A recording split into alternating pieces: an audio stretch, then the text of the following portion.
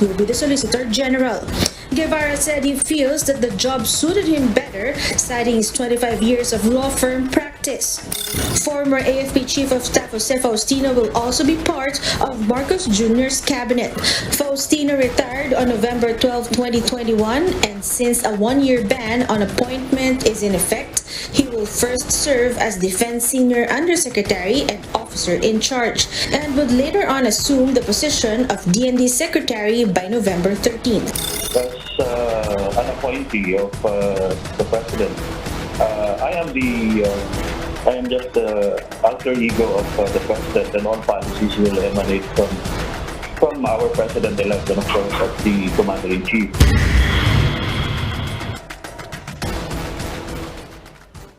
Three new additions to the cabinet of incoming President Bongbong Marcos, former AAP Chief of Staff Jose Faustino as OIC of National Defense, outgoing Justice Secretary Menardo Guevara as Solicitor General, and a political comeback for former Senate President Juan Ponce Enrile as Chief Legal Counsel. Are they good choices? We discuss in this episode of The Chiefs.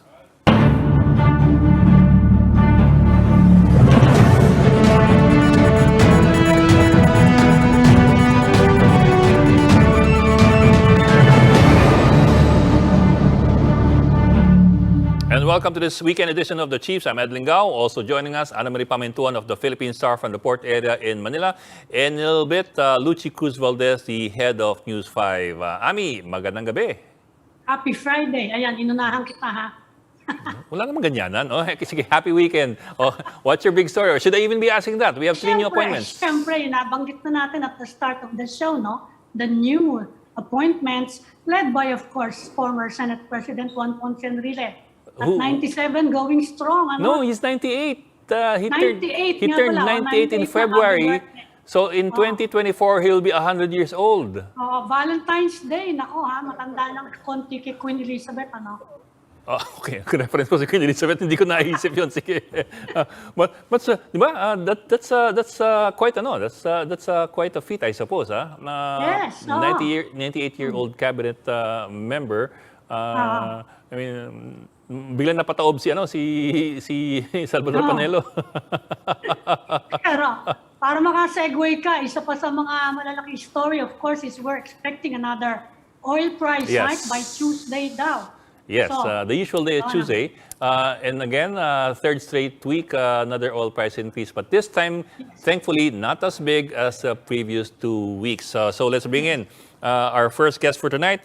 Our favorite guest, should I say that? one of our favorite guests, of course. Albay Congressman Joey Salcedo. Sir, magandang gabi and thank you for joining us. Committee on Ways and Means. Good evening, Congressman. Sir, nakamute kayo, sir. Nakamute po, Sayang yung bungad din nyo. Nakamute po, nakamute. Good evening, Ami. Okay na. Yan. Better. Yes, sir. Sir, well, of course, like we said a while ago, third straight week by next week of oil price increases. In those 3 weeks, we would have seen at least 12 pesos increase per liter in the price of diesel, among other things. Now, there are some proposals to cut the excise taxes on oil, and I think you've echoed that before. On the other hand, the DOF has been recommending that we actually increase the oil excise taxes by the second year by 1 peso. Mukha bang mukha bang may pag-asa pang mag-cut ng oil prices ng excise taxes, o it's going to be impossible na?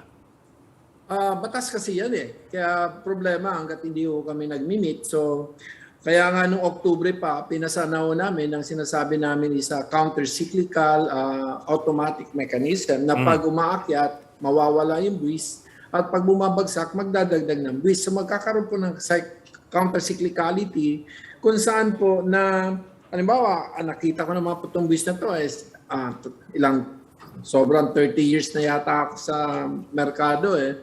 Nakita ko na itong oil prices na to ng $12 per barrel. Mm-hmm. So ngayon naman nasa 120 siya. So pag nasa 12 siya, imbis ng 10, gawin natin 20 para may maipon tayo doon. Para pag ito'y dumating ng 80, meron tayong pera para po pangtustos, pantulong dun sa mga apektado nito. Grabe na po ang epekto nito. Sobra na. I mean, I think there is a consensus to at least do two things. One, provide relief to the lowest 50%. Number two, to provide special relief to the three most affected sectors, farmer, fisher, lalo na fisher folks. Alam mo po, yung epekto po nitong mga, since January lang, ang pag-angat po ng presyo ng gulunggong, 12.80 out of 110 pesos. So lampas 12% ang inangat po ng galunggong, gawa lang po ng langis. At ewan ko kung kanino nila ipapasok na, ina-absorb nila yan. At saka kung meron silang kapital para pumalaot, yun ang mas problema. At yung pangatlo, syempre, yung mga namamasada at magkakaroon po to ng collateral damage in the sense na hindi na feasible na lumabas po yung jeep o yung bus dahil nga po hanggat meron po tayong adjustment pagdating po sa pasada, hindi na po profitable para po dito sa mga transport sector na lumabas. So ito at least meron tayo diyang consensus. So in the absence of the law, ang meron po tayo ngayon is one, nakakuha tayo ng mga 20 billion na excess revenues from GOCC dividends na pwede po magbigay na 1,500 per family for 12.4 million families sa lowest 50%. At nakakita rin po tayo na 9.4 billion pesos na ang conditional cash transfer na dapat nung train 1 pa nilalabas na pero hindi po nailabas, nasa land bank po yan. So pwede na, handa na po ito ibigay doon sa tatlong special sectors. Pero syempre in the long term, we really have to approach this more structurally. Yes, sir. That's 29 billion, sir. You're talking about 20 plus 9.4. How long will Correct that po. last? 20 billion po. But how long will that last? In other words, that's parang that's relief Kaya package. hindi natin pwede sa bureaucracia yan. Kasi Oktubre pa pinag-uusapan namin, nagkaroon na kami ng malaking debate ng DOF. Sabi ko, kung yung Train 1 na UCT na 2019 pa pinamigay, ngayon 2022 na, hindi nyo pa naipamigay, ay sawa naman, at least meron kami nakita na pwedeng pamigay. So inabot kayo ng 4 na taong para ipamigay yan. So paano naman po, patay ng kabayo? So paano pa po yung tutulungan mo dyan? So mas importante po talaga yung tinatawag kong counter-cyclical structural approach para po dito sa isang napaka-volatile na commodity na ang pangalan po ay petroleum prices. Pero kung ayaw nga ng Department of Finance, isusulong niyo yan ngayon in the 19th Congress kasi nagrereklamo nga pati yung mga jeepney driver, hindi naman daw sila lahat cover ng ayuda. Yan nga mga fisher folk, hindi rin daw nakakarating sa kanila. Kaya ayaw na nila mangisda, kaya nga ang taas ng galunggong, saka yung iba pang mga...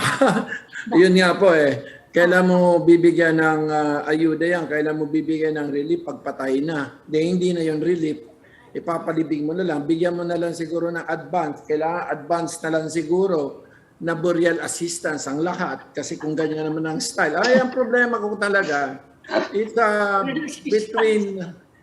between a bureaucratic rigidity vis-a-vis a structural approach which essentially involves just a counter-cyclical mechanism. Kasi babagsak din yan lalong-lalo na ngayon.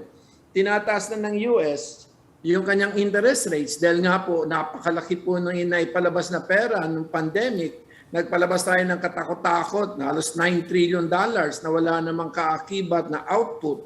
So ngayon, sasamsamin mo yung pabalik. At kaya nga po, pinakyat na nila yung kanilang rates by 75 basis point at baka may 200 basis point po. Kaya ang lalabas po diyan, magkakaroon tayo ng disinflation at ang estimate po ng karamihan na analyst o ng mga nagbabasa po talaga na maigi ng inflation, yung tunay pong inflation natin umaabot na po na 14.7% doon sa US. Kung gagayahin mo po yung CPI na based po nung panahon ni Volcker, so nasa peak na po tayo. So kailangan po ibagsak yan ng -5 o ibig sabihin napakasakit po yan. Ang ibig po yan, you need to definancialize at least mga $5 trillion away from the M3 na alam niyo po nung magsimula to noong 2019 nasa mga $15 trillion lang yung M3 ng US. Ngayon, nasa 21.7 billion na. So, ito po'y pera na wala akong productivity, wala akong production, wala akong wala akong kasabay na pag-angat ng production possibility frontier. Ibig sabihin, kailangan talaga, this is really inflationary money. So what will happen there is aalisin niyo po sa sistema tulad ng 2008. Ang kinaiba lang ng 2008, ang may gawa po, private sector. Nagpalabas ng pera, wala namang asset. Ito po yung mga tinatawag natin ng mga CDO. Ito po yung mga subprime na mga pautang. Wala namang talaga matino na mga umutang. So kailangan samsamin. Ngayon naman po, ang may gawa mismo gobyerno para wala akong masaktan din sa pandemic. Kaso po, ilang taon na rin, 3 taon na rin, pero wala pa rin pong mga bago na mga no new technology, no new raw mat. So, tayo po nahaharap ngayon sa mas malaking problema talaga. Ang tawag po ay disinflation na baka umabot po na -5%, and this will have these are very dark clouds hovering. So, I would tend to see that as the bigger problem actually. So, if you combine both, the possibility of stagflation wherein you have high prices, at the same time there is no growth, and that will definitely be problematic, not just for the Philippines, but for the entire world. Let's bring in Luchi Gus Valdez, the head of News 5. Luchi. Hi, Ed. Sir, bakit pagkausap naman namin yung economic team? Halimbawa, si Secretary Jokno, nakausap na namin. Parang confident sila. Hindi naman, it doesn't sound to us at least that we're in a state of near crisis, no? And as a matter of fact, they think that we will continue to achieve the 6% growth by the end of the year. They're very confident that they don't have to raise taxes na kahit papano, di ba, mababayaran yung 12.7 trillion na debt. Can you explain to us why there seems to be a difference in the outlook Luchi, of the economic team, at least from DBM Secretary Jokno? kahapon lang siguro, baka hindi nyo nakausap before yesterday. Yesterday po, the US Fed raised its interest rate by 75 basis points. And the other day, the NBER report came out that the inflation in the US, if you rebase it to the Volcker era, and I'm sure you were already born there, it's already at about 14.7, which is near the peak. And therefore, that requires a -5 disinflation if you want to normalize it. So I'm not saying that the Philippines is in a bad place. Of course, we have structural reforms. We have CREATE, you have the Public Services Act, you have the Foreign Trade Liberalization, you have the Retail Trade Liberalization Act, plus of course, ang Pilipinas naman kilala, we are not well known for a policy with exuberance. In fact, our economic manager tend to err on the side of conservatism. But all I'm saying, just like Idalbay, malakas ang bahay namin, handa kami, pero dadaan pa rin kami sa bagyo. At itong bagyo na to, hindi mo to maiwasan. At it's either mapalala mo yan kung mali ang gagawin mo, o kung tama po ang gagawin mo, siguro you can soften the blows, especially on those who have totally no capability of offsetting the negative impacts of this global. I mean, nobody's exempt from this. But the Philippines probably, if the world will go -5, at least the Philippines will just go -2. Okay. How much of this is a function of the Ukraine-Russia war? Ano lang yun, Mitcha? Naghahanap lang po talaga, naghahanap lang po talaga ng rason yun. Kumbaga sa it's looking for how would you call that? A phenomenological reason, basically. But yung gasolina was all over the place. It was just waiting to be, it was waiting for the right match. So nagkaroon po tayo ng mga tinatawag natin mga supply rigidities immediately po. So from where would this start? $60?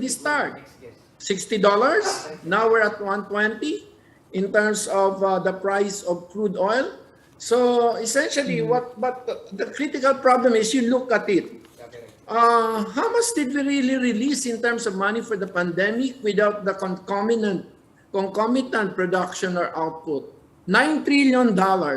So how much is that, for example, that needs to be frozen or at least to be neutralized in order to normalize things? 5 trillion. So we're facing that. So how can you have a coordinated economic stimulus will respond appropriately? Pero what's going for us is that the Philippines is well known for a policy of moderation. So hindi tayo masyado susuka kasi hindi naman tayo masyado nagpakalasing. Sir, a while ago, Congressman, cambio lang ng konti, habol ko lang. A-attend ba kayo ng inauguration this Sunday ni Vice President-elect Sara Duterte? Saka Imbitado nagkasunta po. ba kayo? Imbitado kayo, okay. Have you Opo. talked to her? Have you talked to her? Since the election day? I will talk to her at a certain point kasi meron din naman po ako mga educational reform. I have a 10-point comprehensive education reform agenda. I will give it to her. It's based naman on my sa akin pong experience as a 9-year governor on how to make education really responsive to the developmental needs or the milieu, especially from the local government perspective.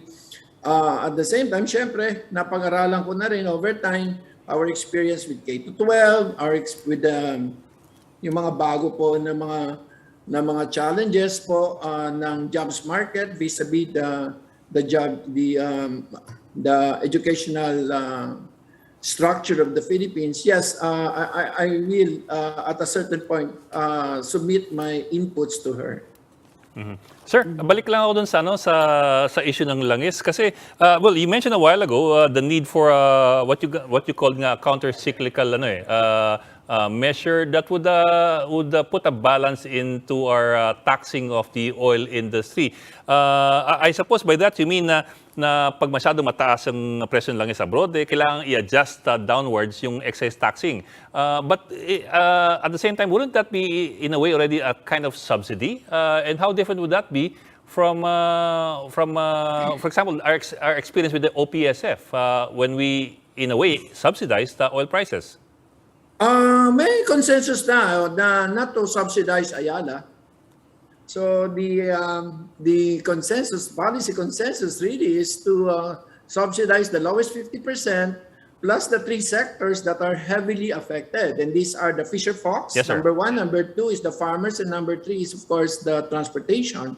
Pero ang point ko with respect to this counter-cyclical spontaneous or automatic mechanism is the fact these are commodities and they really run wild, you know. I've seen that in a post-Asian financial crisis at only $10, no? Way below its substitution cost. And now I'm seeing it at 140 at a certain point when things are going inflationary. So, kaya ang sinasabi ko, there must be a way of providing immediate relief without having to go through a bureaucracy that is totally, October pa po namin inaprubahan tong counter-cyclical Yes, sir. automatic mechanism na to dahil alam namin na, kita nyo, yung UCT nga, 2019 pa naka-budget, hanggang ngayon hindi pa na-release. Ito naman pinag-uusapan na 500 pesos per poor families for the lowest 12.4 million families. Yun nagkaroon na po kami ng parang compromise. No? Sige, hindi na namin itutuluyan. Pero alam mo, Disyembre pa po pinag-usapan niya, pinagkaisahan po yan. Pero ngayon, Hunyo na, aalis na po si Presidente Duterte. Ni singkong duling, wala pa po na ipamimigay po doon sa 12.4 million poor families. Okay. Sir, we hope to invite you again next week kasi after your talk with Sara Duterte on Sunday, I'm sure we'll be able to price something from you somewhere. But in the meantime, sir, can I correct the stream that you saw? The Philippines is not a bad place, but it is in a bad place. yes, sir. Yes, sir. We get that much. Yes, sir. And sir, well, we will invite you again, hopefully by next week, so that we can discuss more your discussions with Yeah, I think the country needs a better discussion of the risk, and as well as, of course, the appropriate strategies towards global disinflation. I mean, because Yes, sir. these are terrible consequences, especially for families and households and sectors that are without any instruments for offsetting them. And we need to And drill therefore, down. so what is the role of the state and what is the role of the economy in this situation? Yes, sir. And we need to drill down further dun sa definitions. When you talk about disinflation and stagflation, these are things that are very unfamiliar with the ordinary people. Anyway, sir. Simple lang yun para hindi na tayo papatayin natin ang $5 trillion. So yung mga suportado ng 5 trillion ay hanapin nyo na po. Okay, sir. Sir, so we'll invite you again next week, sir, for another discussion, lengthier discussion on this issue, and as well politics. We want to talk to you about politics as well. Salamat din. At least na-adjust nyo from 9 to 9:30 na 8:30 ako. Kasi Do not worry. salamat. Do not worry. Alam ko, Flexible naman kami. We will keep that in mind. Thank you, sir. Thank you, sir. Ingat po parate. Always a thank pleasure you, to have you with Luigi, us. and thank you, Ami. At least Ami has something to write again tomorrow for your notification. Ingat, sir. Okay, Thank I'll you, invite Congressman Joey Salceda, Ways and Means Committee. Thank you for joining us, sir. Ingat po parate. Our next guest is Attorney Domingo Igon Cayosa, former president of the Integrated Bar of the Philippines, who joins us tonight. Attorney Cayosa, thank you for joining us and welcome back to the Chiefs. Good evening, Attorney. Good evening, Attorney. Good evening, everyone. Magandang gabi po sa nakikinig at nanonood sa inyo. Yes, sir. Sir, medyo cambio tayo. Ibang topic naman. I know, medyo talagang ibang topic. Pero I'm sure you've heard, I'm sure you've noticed, social media is on fire with all these comments and opinions, allegations, insinuations that that government or that at least the PNP acted very partially, showed partiality in the treatment of the driver of the SUV, si Jose Antonio San Vicente, especially after the images we saw nung isang araw when he surrendered, he had the press conference, and then he was set free. Can you give context to that po? How should people view that? I'm sure you've seen the comments. I'm sure you've heard about it. Anong tingin niyo po? Well, that's expected and for good reason. No? Especially because the crime or the offense was committed, caught on camera. It was much publicized at nasusubaybayan ng taong bayan yung mga galaw. And of course, biglang nawala yung suspect, and then later on, nung lumabas siya, he had a press conference, nalaman na hindi pa pala siya nakasuhan. So of course, people would wonder, and it is for the PNP to explain why, despite the lapse of so many days, they haven't been able to gather enough evidence and to master the legal requirements for a case appropriate for the offense committed, seen in camera and very public. So wala namang masyadong problema sa ebidensya. So people sir. are wondering. Yes, sir. But sir, I think by the first few days after the event happened, nagsampan ng frustrated murder and abandonment complaint.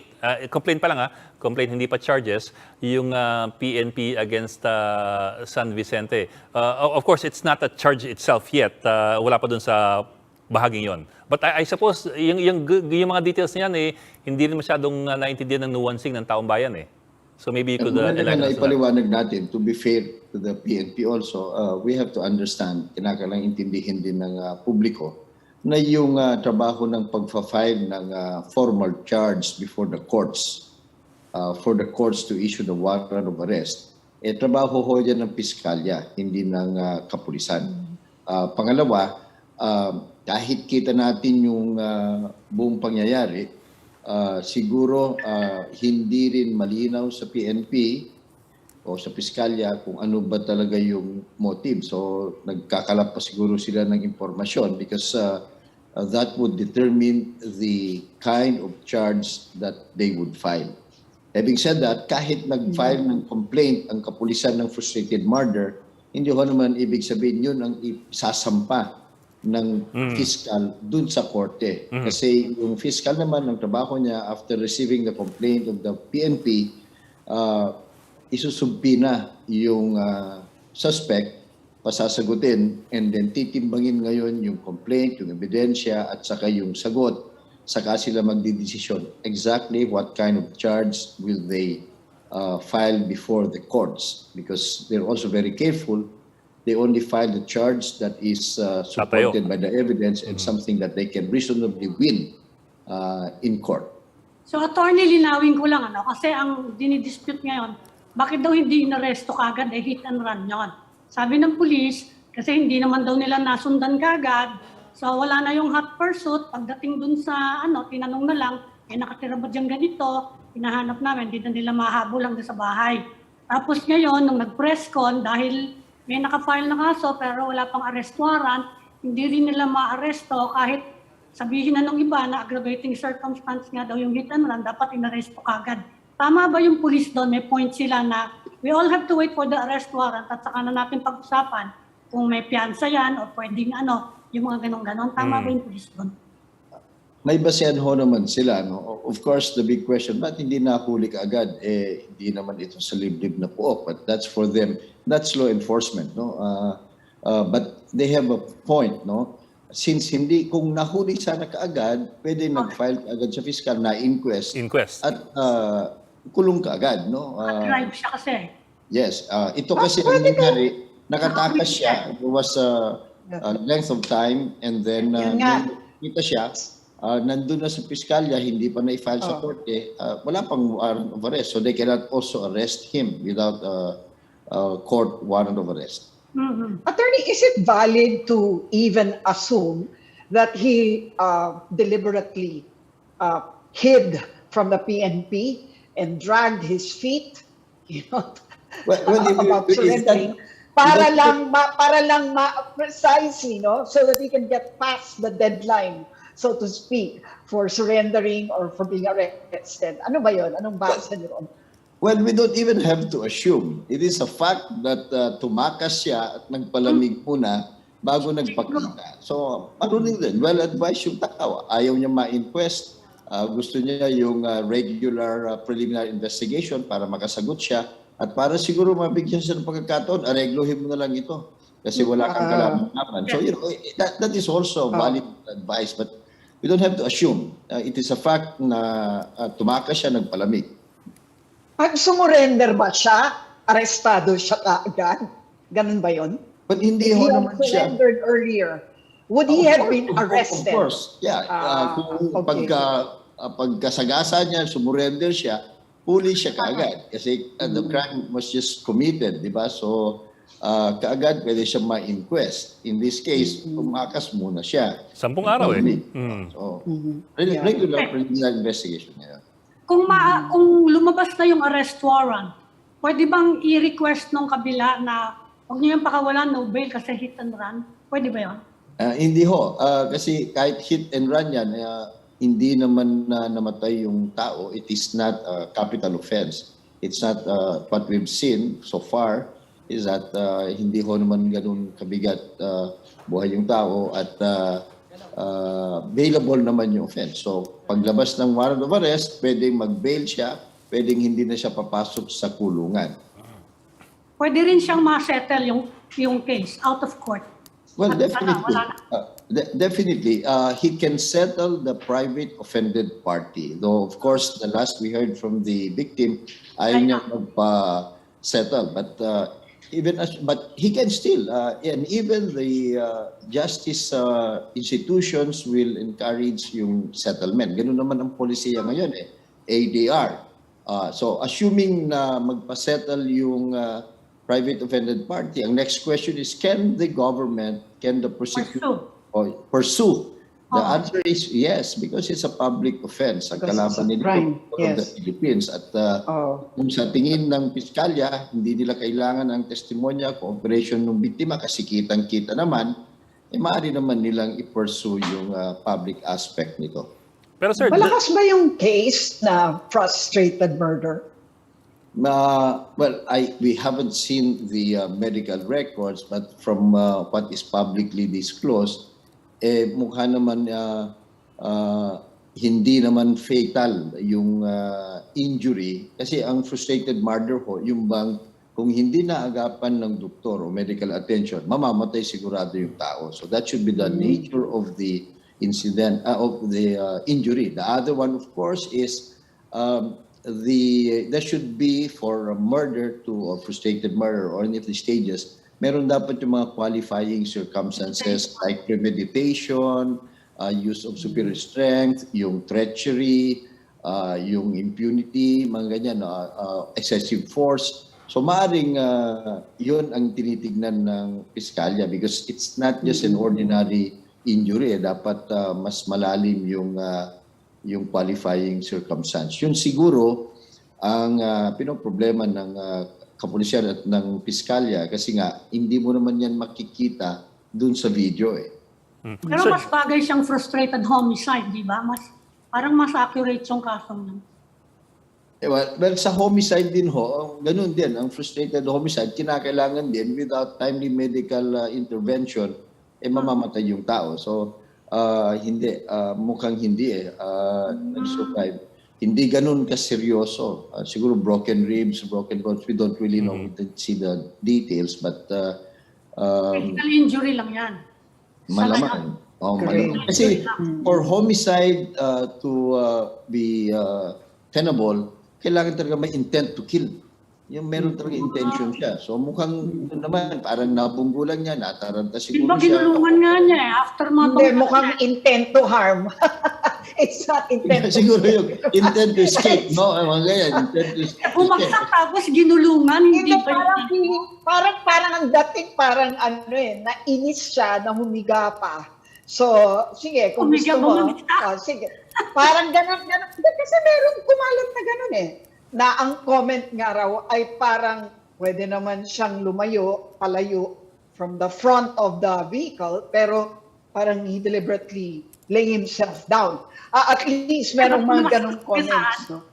Nasaktan nga raw siya na parang bakit naman iniisip pa ng tao yon, which is valid naman. But I'm just wondering, is there such a crime as or a charge as intent to harm if not to kill? Well, all crimes, no, especially yung revised penal code crime, dapat may intent to do wrong.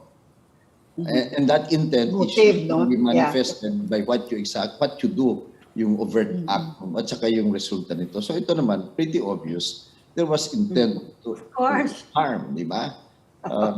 Kasi wala namang pinagasaan mo yung tao, okay lang. Parang bola lang o kaya Wala lang.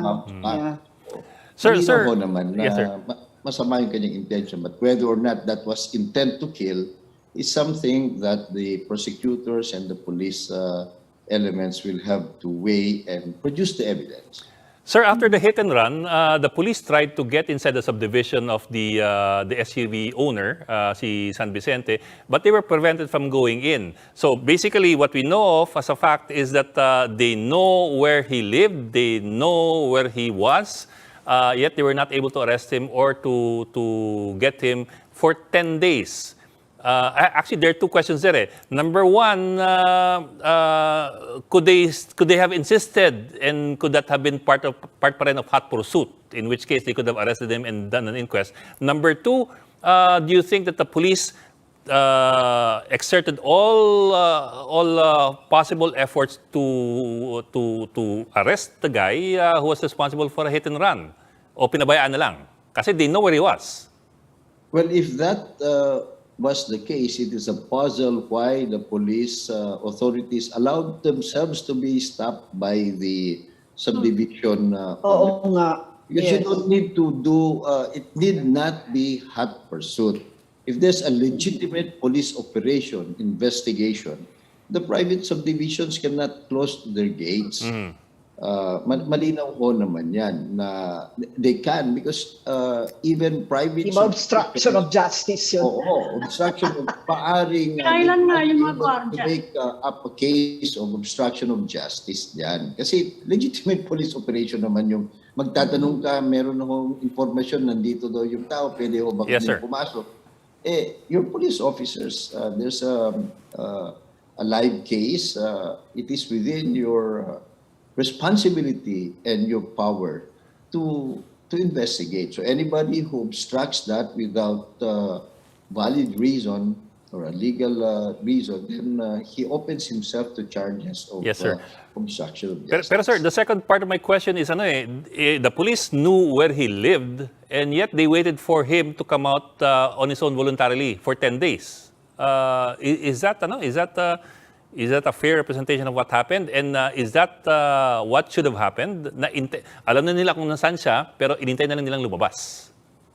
Well, kailangan within 10 days nakakuha na sana sila ng search warrant o kaya arrest warrant kung nag-file sila ng kaso agad. So, closer coordination between the fiscal siguro, we don't know, no? Kasi kung minsan din, kung walang close coordination between the policeman and the prosecutors, maantala talaga yung pag-issue ng warrant of arrest. But in this particular case, pwede naman ang hiningi nila search warrant to look for the suspect. They could have produced witnesses to say nandun nga siya. So the judge, after examining these witnesses, could have granted the search warrant kung So, kinakailangan. kailangan nga ng court order. Hindi na daw pwedeng hot pursuit kasi meron na daw time lapse. Tama ba sila doon? Tama ho. Pero iba ho yung pagpasok sa private residence. Iba ho yung pagpasok sa subdivision. Oo nga. Hindi naman sa kanila yung buong subdivision. So, it is a puzzle why they allowed themselves to be stopped. As long as they don't enter the private residence of that person, pwede ho naman silang sana pinapasok. Kasi legitimate police operation ho naman ito. Ako, one last na lang, ako, short lang. But the press con itself, wasn't that a little too bending over backwards on the part of the PNP? Well, we don't know the reasons. It's best to ask them. But again, we cannot also fault them for not arresting. Kasi nga, meron ng final complaint. Hindi pa ito na-file sa korte. Wala namang arrest warrant. So, paso na yung hot pursuit thing. But the press con in the presence of the PNP to me was like, ano to?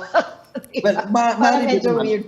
Of course, eyebrows are raised, but it could also be gusto niya makita na ito. We got him to cooperate. He's with us. So relax lang kayo. Charges will be filed. Pwede ko naman yung gano'n. It is, but I think that's also very important, if I may point out. Kasi nga, publiko yung nakakita nag-viral, public. So, kailangan din siguro na kaagad ipakita, nandito na siya. Huwag kayong mag-alala. At saka hiningi ng media. Ikaw kasi, kami Turuan Gusto namin na interview. Yeah, but it's good that you discuss it also to be fair to everyone, di ba? Kasi, depending where you're coming from, also for us, ang alam natin yung nakikita natin. But for the fiscals and the judge eventually, they'll have to listen to both sides. Ngayon na lumantad na siya, mabuti naman para sa kanya yan. I think it's very good na nag-sorry siya. I'm not condoning anything, may kasalanan pa rin siya. But I think it's very good that nag-sorry siya. So now, walang areglo daw, but you don't know, no? They can negotiate because that's the direction of penology, yung criminal justice system na natin. It's not necessarily retribution, punishment. If a person is willing to admit his fault, be humble enough, make restitution, compensation, and then be a better citizen, then okay na yung ganon. So, we wait and see kung ano mangyayari. Okay. Attorney Domingo Egon Cayosa, former president of the IBP. Sir, maraming salamat for joining us tonight. Always a pleasure to have you. Thank you, Thank you, Attorney. Attorney Gon. Walang anuman. Yes, sir. Maraming salamat. Magandang gabi po sa lahat. We will just go into a break, so please stay with us.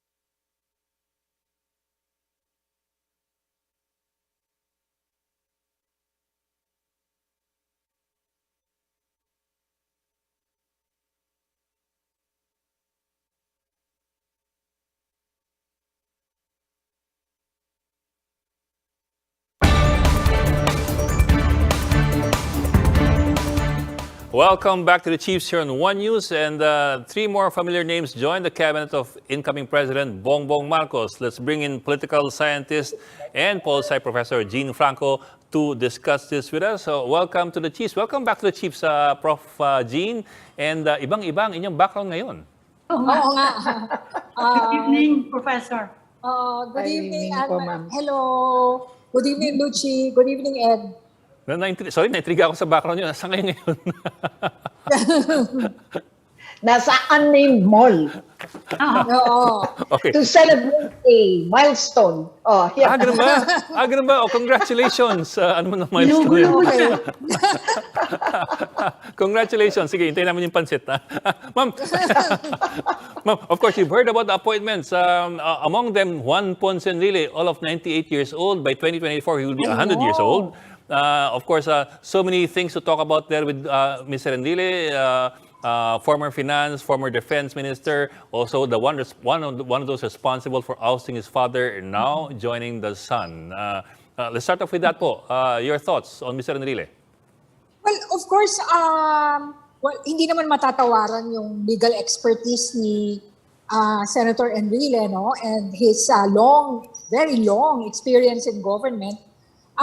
Kaya lang, for an incoming administration na medyo maraming bagahe, it would have been better sana kung medyo maraming mga fresh recruits sa cabinet. Kasi yung bawat incoming administration, yung appointments nila sa cabinet, especially in key positions, signal the direction of the incoming administration and the thrusts of the incoming president. No? So yun lang yung maaari nating masabi doon. Plus the fact that, as you said nga, merong history si Senator Enrile, di ba? Yung kanyang sa martial law, participation. And that is something that people will be reminded of. Hindi mo matatanggal sa kanila yon, no? Every time they see Senator Enrile. Pero What do sabi you naman ng think iba, is the reason? Oh. sabi Ako, tanong ko, anong basa mo sa pag-appoint sa kanya? Bakit kaya siya ang in-appoint? Is there an effort to, I don't know, maybe connect the past, the time of his father to the now, which is his time as president? Is there something there that needs, I don't know, maybe reconciling or setting right, whatever? What do you read into that Yeah. appointment? Well, in a sense, it says something that they really believe that they won based on the legacy of Marcos Jr.'s father, and that having Enrile in the cabinet, especially in that somehow prominent position, would somehow cement in their supporters' minds that indeed this is a continuing this is a continuation of Bongbong Marcos' father's presidency. That's one, no? Yeah. And also, of course, the trust, no? That they probably has on Enrile. Pero on the other hand, Enrile is an ED's Yeah, I know. Kaya nga eh, di ba? and he was, yung pag-defect nila ni Fidel Ramos was, Oo. I think, Instrumental. was a trigger, yeah. Right. The triggers of people power, kaya bumaliktad din yung military dahil sa kanila eh. There's Yeah. that factor, di ba? Yeah, but they probably, hindi natin alam kung anong mga kwentuhan nila, no? Over the past few years that could have probably brought the trust of the family back to Enrile. Mm-hmm. Yeah. Pero yung role mismo naman ng Chief Legal Counsel medyo benign naman siya, no? Saka hindi siya, Oo, dahil hindi naman siya, hindi naman siya Justice Secretary, hindi siya Yeah, Solicitor totoo. General. So medyo parang baka naman sentiment, yun ang sabi ng iba ha. Pwede Baka din. bigyan lang na, well, he's an old friend of old family friend, whatever you say about his role sa EDSA. Baka nga oo. yun ang tinitelegraph nila, no? Na parang he may have turned his back on my father, but Yes. he was always Yes. in the right. He did it for whatever reason. It had nothing to do with my father. Could it be, that kind of Yeah. vindicating what Oo. you know, what may have been done by Enrile in the past? Yeah. Or in fact, they could also be saying that, wala na yung EDSA. Kita nyo, andito na si Enrile ulit sa amin, di ba? That can also be the case, di ba? Okay, what about the rest of the appointments? What do you think of them? From the economic to today, si Menard Ibarra and the incoming Justice Secretary and Clarita Carlos, of course.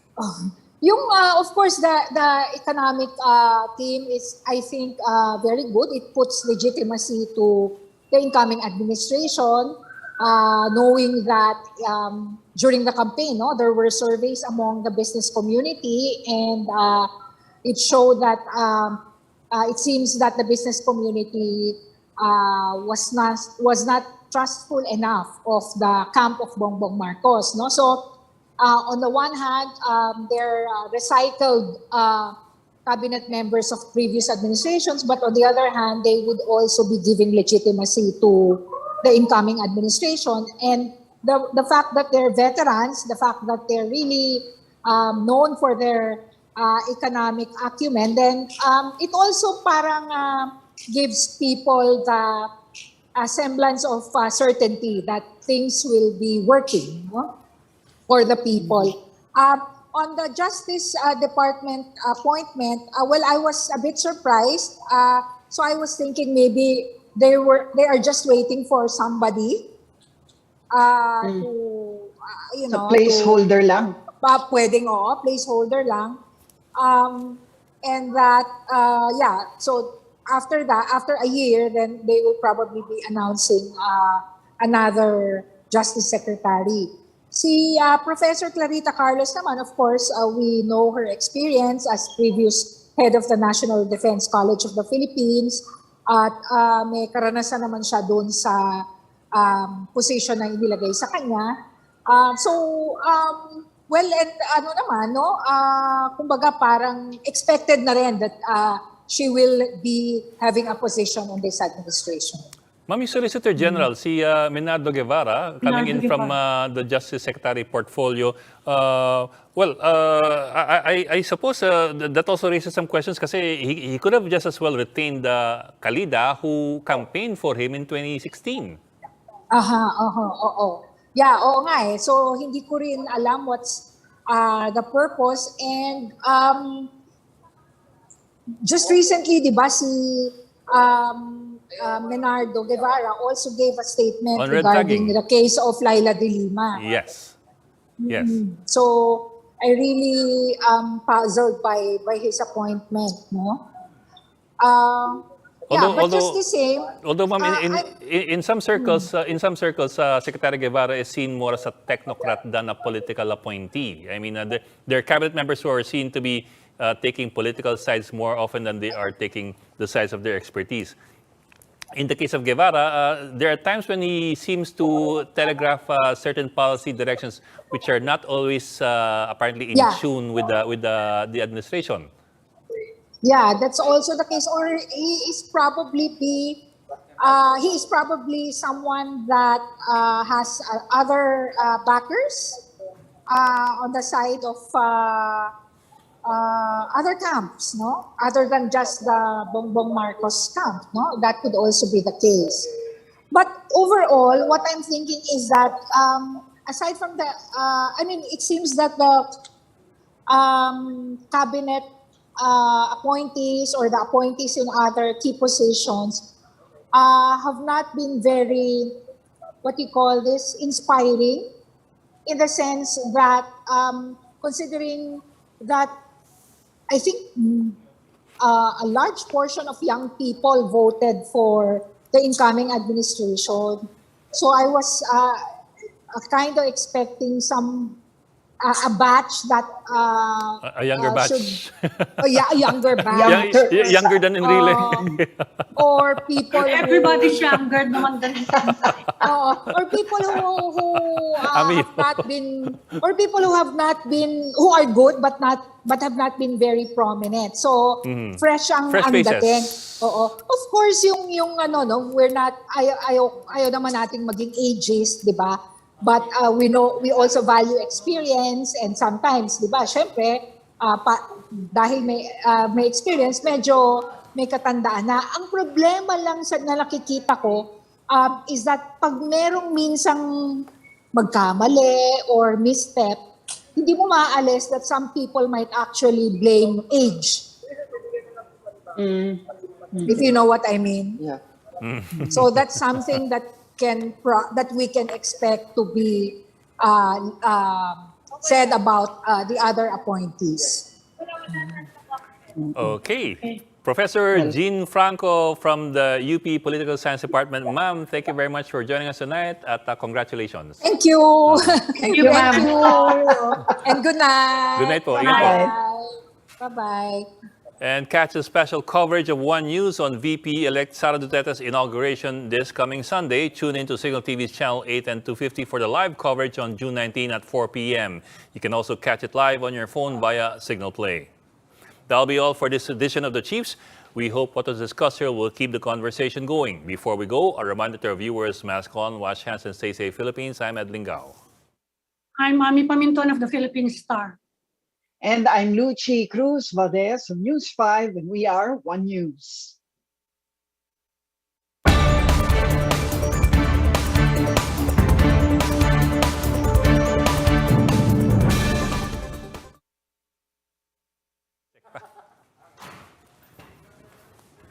I forgot.